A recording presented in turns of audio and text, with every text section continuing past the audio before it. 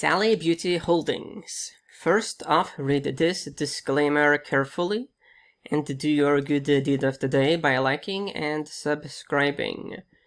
So we go here to a theme that I call cosmetics. The performance is pretty impressive, so 98% here from the 52-week low, which is much more than the S&P 500. But we have seen a minus 21% pullback.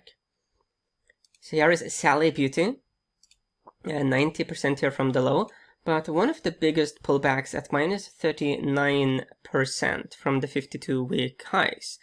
So that is significant. So here is the company's website. They are in this whole beauty industry. Got some color products, hair products. Interesting company. Obviously very much directed towards women. And here is the long-term chart. Weekly data points, big picture.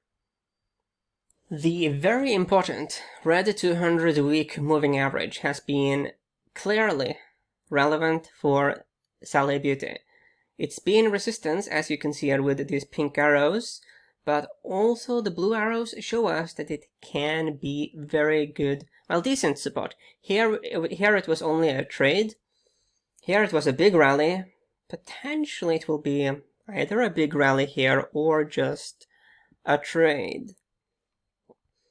But we clearly have support here. We did have a sell-off this week and we stopped very close to that moving average. And the history here is pretty clear. You could argue that we have some kind of time cycles as well, some small time cycles. So it's one of those stocks that move up and down, and it's good to buy on some pullback. But there's something going on with the time cycles as well. When we jump here to the daily data points, then we are all of a sudden below all kinds of moving averages. But you could make the case that given the current level, we have horizontal support levels all over the place. Cluster of support back here. So there is a horizontal support level that should be beneficial for the bulls. Okay. So now we will look at the other indicators. The current weekly RSI level was bought back here, and then it formed a key low, as you can see. But we have also been lower here in the past, back here in 2019 June and 2020 March. So we can go lower. Looking at the distance from the purple 20-week moving average, we are at a level that has a tendency to be bought, but we have been lower in the past as well. Looking here at the daily data points, RSI, this is a low level. Distance from the 20-day and also the 50-day and the 100-day moving average, it is at a level that has been bought in the past that could be viewed as a value level from a technical perspective.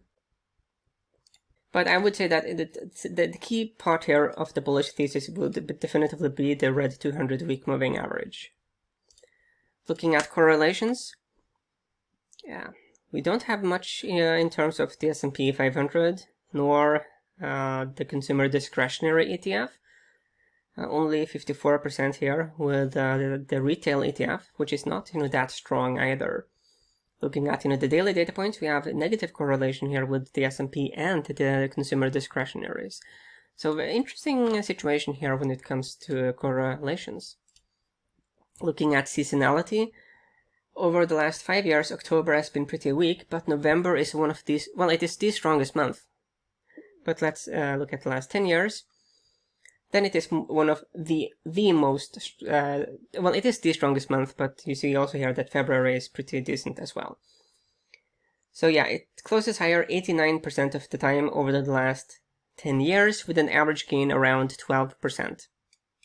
Over the last 16 years, closes higher 80% of the time in November with an average 9% gain.